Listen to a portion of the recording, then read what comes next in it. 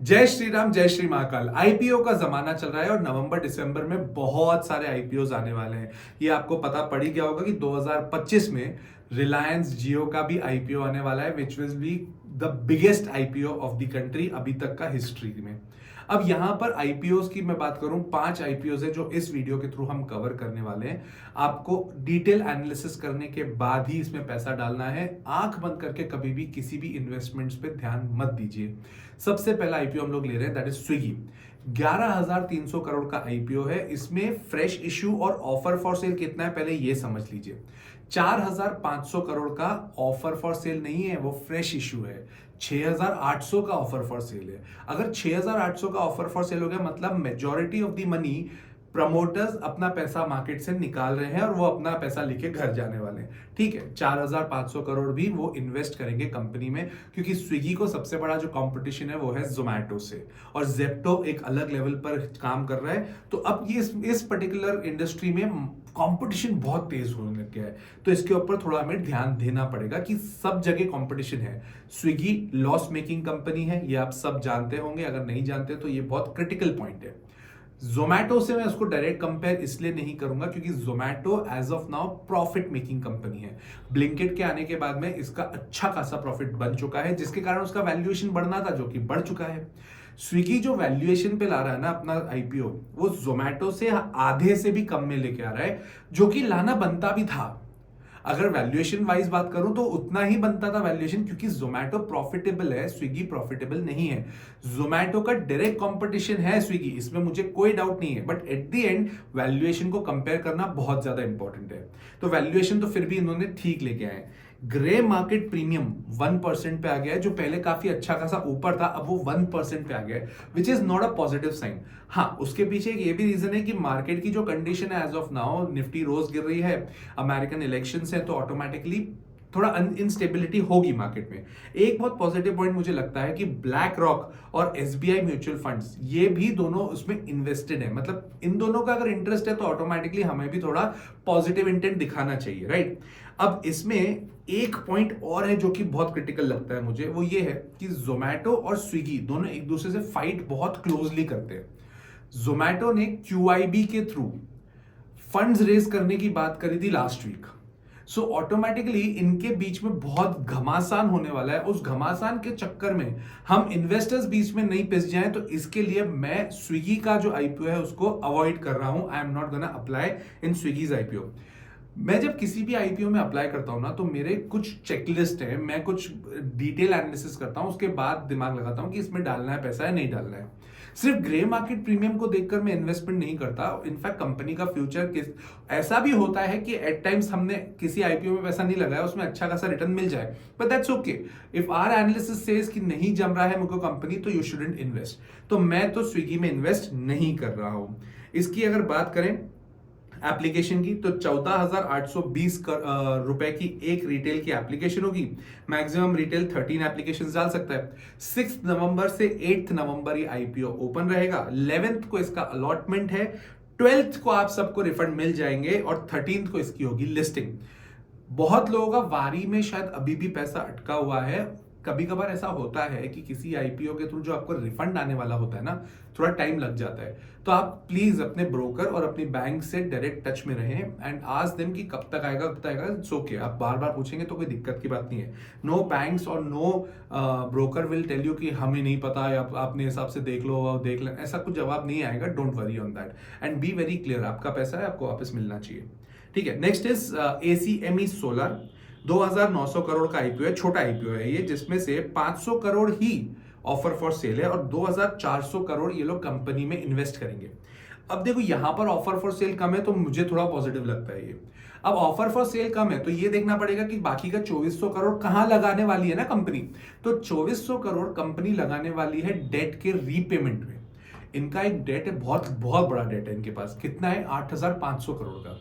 8,500 करोड़ का तुम्हारे पास अगर डेट है, और उस डेट के बाद में you are gonna take that money from the investors, 2,400 crore आप इन्वेस्टर्स से पैसा लेने वाले हो और उससे अपना डेट का रीपेमेंट करने वाले हो। ठीक है, देखा है आगे, डेट इक्विटी रेशियो इनका 2.5:1 है, which is again very big. Problem क्या है ना, सोलर एनर्जी की कंपनी है, सोलर का फ्यूचर हमें ब्राइट लगता है, तो ऐसा लगता है सारी सोलर की कंपनीज बहुत धमाकेदार काम करेंगी, तो ऑटोमेटिकली हमें ऐसा लगता है कि चलो इसमें डाल देते हैं, सोलर का फ्यूचर तो है ही। दिक्कत आएगी कैसे? 90% of their revenue is from 10 clients. 10 लोगों में से 90% का रेवेन्यू है, मतलब इन 10 में से कोई पीछे हटा या किसी ने पेमेंट्स बराबर नहीं करी तो इनको डायरेक्टली इंपैक्ट होगा। डाइवर्सिफाइड बिजनेस नहीं है। ग्रे मार्केट प्रीमियम 8 से 10% की ग्रोथ दिखा रहा है कि आपको 10% का लिस्टिंग गेन मिल सकता है। Personally again I am not gonna invest in this. Reason बहुत सिंपल है, डेट इक्विटी रेशियो मेरे लिए कंसर्निंग है। ये अच्छी बात है एक तरह से कि कंपनी डेट को क्लियर करते जा रही है, बट डेट अभी भी बहुत ज्यादा है, और इतना ज्यादा डेट के साथ में मैं कंफर्टेबल नहीं होता हूं उस कंपनी में इन्वेस्ट करने के लिए। भले सोलर का फ्यूचर है, इसमें मुझे कोई डाउट नहीं है। एट टाइम्स हम लोग देखते हैं कि आईपीओ लॉन्च होने के बाद में जब थोड़ा बहुत ही लिस्टिंग इन होता है तो एक डिप आता है, और डिप होने के बाद जैसे ही कंपनी स्टेबल होती है फिर आप उसको लो 2-3 साल के लिए, तो समझ भी आता है। दैट मींस कि अगर लॉन्च के टाइम पे आपको उतना रिटर्न नहीं मिला, नीचे आ जाती है कंपनी का वैल्यूएशन, कंपनी का price, then you can add, and then उसके बाद आप एक हाइक के लिए वेट कर सकते हो। This is what you can do, I am not saying this you should do. एक ऑप्शन है, इसको ध्यान रखिए। 6 to 8 नवंबर इसका आईपीओ खुलेगा, अलॉटमेंट 11 नवंबर को है, रिफंड 12 नवंबर को मिल जाएगा, और 13 नवंबर को इसकी लिस्टिंग है। तो प्लीज ध्यान रखिएगा, मैं पर्सनली अगेन एसीएमई में इन्वेस्ट नहीं करने वाला हूं। Next IPO is Sagility, that is hospitality, hospital और इंश्योरेंस के बीच की जो लिंक है उसका आईपीओ है। ये बहुत सिंपल है, 15,000 रुपए का रिटेल एप्लीकेशन है, 500 शेयर है 30 रुपए के हिसाब से, ठीक है। तो बढ़िया है, कोई दिक्कत की बात नहीं है, बहुत सिंपल बेसिस पे इन्होंने लगा दिया। अगेन ये वाला जो बिजनेस है यूएस बेस्ड है, यूएस में इलेक्शंस है, और इलेक्शंस के बाद में अगर पॉलिसी में चेंज होता है तो इस कंपनी पर भी काफी इंपैक्ट पड़ेगा। एक पॉजिटिव पॉइंट ये है कि ये कंपनी काफी पुरानी है, अब इतने साल से इन्होंने बाकी के भी इलेक्शंस तो झेले ही है ना यार यूएस में, तो उनको भी अगर देखा जाए तो ठीक है, कोई दिक्कत की बात ज्यादा नहीं दिखती है। Effectively I am not gonna invest in this also, I tell you the reason behind it. Financials में इनके लास्ट 2 साल में अच्छा खासा ग्रो हुआ है, और एकदम से 2 साल में ग्रोथ आई है, तो मुझे वैसी स्टेबिलिटी नहीं दिखती है कंपनी में। ठीक है, जिसको रिस्क लेना है, if you are risk taker, see I am not a big risk taker, मैं बहुत कैलकुलेटिव रिस्क लेता हूं। अगर आप अच्छे खासे रिस्क टेकर हो, बड़ा रिस्क लेना चाहते हो तो आप ले सकते हो, बट अगर इस कंपनी में पैसा डाल रहे हो क्योंकि बिजनेस में बहुत ज्यादा रेवेन्यू एकदम से मिल जाएगा, इसके चांसेस कम है। क्यों? क्योंकि इनका बिजनेस क्या है, जो हॉस्पिटल्स को इंश्योरेंस कंपनी से पैसा आता है, जो इन दोनों के बीच में लेन देन होता है ना, इसके बीच की एक लेयर है जो ये वाली कंपनी देखती है, सिक्योरिटी पॉइंट ऑफ व्यू से, या फिर डेट क्लियर करने में, जो अमाउंट है उसको क्लियर करने में, ये उस चीज का काम करती है। तो बहुत ज्यादा रेवेन्यू एकदम से आ जाए तो उसके चांसेस कम है, नंबर 1। नंबर 2, सिर्फ यूएस बेस्ड कंपनी है, सिर्फ यूएस बेस्ड काम करती है। क्योंकि कॉन्सेंट्रेटेड बिजनेस है तो मेरा इतना इंटरेस्ट इस बिजनेस में नहीं है, तो इसलिए मैं इन्वेस्ट नहीं करने वाला हूं। अगर आप इन्वेस्ट कर रहे हो तो एटलीस्ट 2 से 3 साल का विजन रखिएगा, तो ही इसमें इन्वेस्ट करिएगा। नेक्स्ट इज नीवा बोपा हेल्थ इंश्योरेंस, जो कि 2200 करोड़ का आईपीओ है। इसमें भी 1400 करोड़ तो ऑफर फॉर सेल है।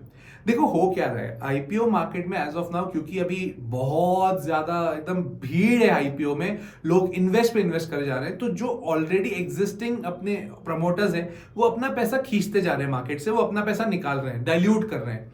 डाइल्यूट करने का यहां पर यह मतलब नहीं है कि वो अपनी ओनरशिप खत्म कर रहे हैं, वो ओनरशिप कम कर रहे हैं ताकि उन्हें अच्छा खासा एक रिवॉर्ड मिल जाए, अच्छा खासा गेन मिल जाए। यहां पर भी 1400 करोड़ का ऑफर फॉर सेल है, बाकी 800 करोड़ का फ्रेश इशू है। अब रिटेल कैटेगरी में अगर आप इन्वेस्ट करना चाहते हो तो 14,800 रुपए की आपकी एक एप्लीकेशन रहेगी। इफेक्टिवली नीवा भूपा जो इंश्योरेंस कंपनी है, इसका फ्यूचरिस्टिक तो मेरे को फ्यूचर तो अच्छा लगता है इसका बिजनेस, मतलब अच्छा बिजनेस है, कोई डाउट नहीं है।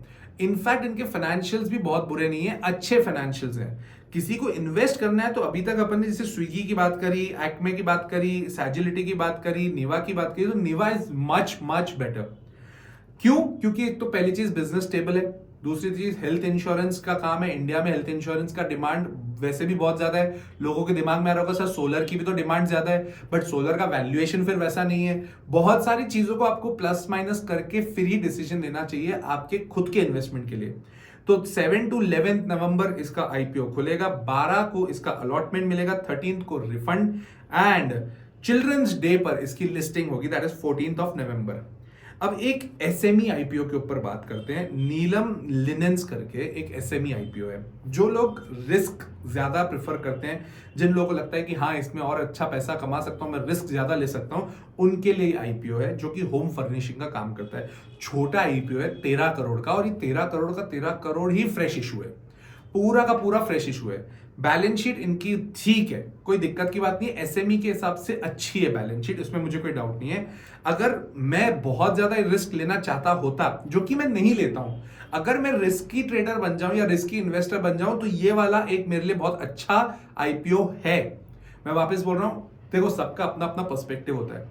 सबको सिर्फ पैसा नहीं कमाना है मार्केट में, सबको अपनी रिस्क भी देखनी है। आप कभी भी आईपीओ में पैसा लगाएंगे तो आपको रिस्क देखना पड़ेगा और रिवॉर्ड देखना पड़ेगा। रिस्क रिवॉर्ड को आपको मैच करके चलना पड़ेगा।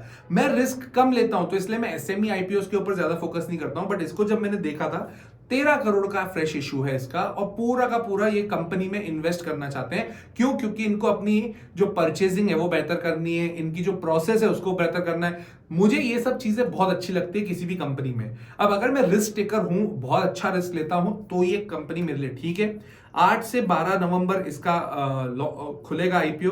13 को इसका अलॉटमेंट होगा, 14 को इसका रिफंड मिलेगा, और 18 की इसकी लिस्टिंग होगी। एसएमई आईपीओ है, इसमें थोड़ा टाइम ज्यादा लगता है। अब इन सब को अगर मैं एनालाइज वापस करूं, एक नटशेल में समरी बनाऊं, Swiggy I am not applying. एक तरह से देखा जाए तो मैं किसी में भी अप्लाई नहीं कर रहा हूं, एक्ट में भी नहीं कर रहा हूं, सैजिलिटी में भी नहीं कर रहा हूं, नेवा बोपा में भी मैं नहीं करना चाहता हूं, और नीलम में क्योंकि मैं रिस्क टेकर वैसा नहीं हूं, एसएमई में मैं नहीं लगाता हूं पैसा, इसलिए मैं उसमें नहीं लगाना चाहता हूं। ये पांचों को मैं अपना पैसा नहीं डालना चाह रहा हूं। इन पांचों में मैं वेट करूंगा अच्छे आईपीओ के लिए, फिर मैं इन्वेस्ट करूंगा। एनटीपीसी ग्रीन का आईपीओ आने ही वाला है, जैसे ही डेट्स आएगी मैं उसके ऊपर भी वीडियो जरूर डालूंगा। बट ध्यान रखिएगा, जरूरी नहीं है कि हर आईपीओ में पैसा डालें। और एक और चीज, ये अपनी लास्ट पार्ट होगा इस पर्टिकुलर वीडियो का, कि जब भी आप आईपीओ में पैसा डालें तो ये आप ध्यान रखो कि आपने पैसा क्यों डाला है। दैट मीन्स अगर आपने लिस्टिंग के लिए डाला है, तो जब लिस्ट होता है 10 बजे, जिस दिन लिस्टिंग डेट होती है उसके 10 बजे आपका आईपीओ लॉन्च हो जाता है, तो उस समय आपको डिसीजन लेना है कि आपको बाहर होना है या नहीं, क्योंकि आपका पर्पस वो था। अगर आपका पर्पस लॉन्ग टर्म का है तो लिस्टिंग गेन्स को क्यों देख रहे हो, आराम से बैठो शांति से।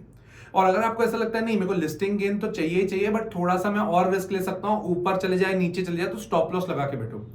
जैसे वारी में हुआ, वारी में बहुत लोगों ने लिस्टिंग डेट के दिन अपना आईपीओ बेच दिया। अब मेरे को बहुत सारे लोग मैसेज कर रहे हैं, सर वारी में धोखा मिल गया। कैसे मिल गया? आपका पैसा डबल कर दिया उसने, और डबल मतलब 70% का रिटर्न मिल गया। 70% का रिटर्न मिल गया, फिर उसके बाद हम बोले कि और बढ़ गया यार, मैं तो और रुक जाता। ऐसा नहीं होता है। आपको ये समझना पड़ेगा, you need to be a logical investor on this ground. So with that please make sure that you are putting your money very critically. अच्छे से आप पैसे डालें, रिस्क रिवॉर्ड को ध्यान रखें, और इंजॉय करें अपना ट्रेडिंग एंड इन्वेस्टमेंट्स। जय श्री राम, जय श्री महाकाल।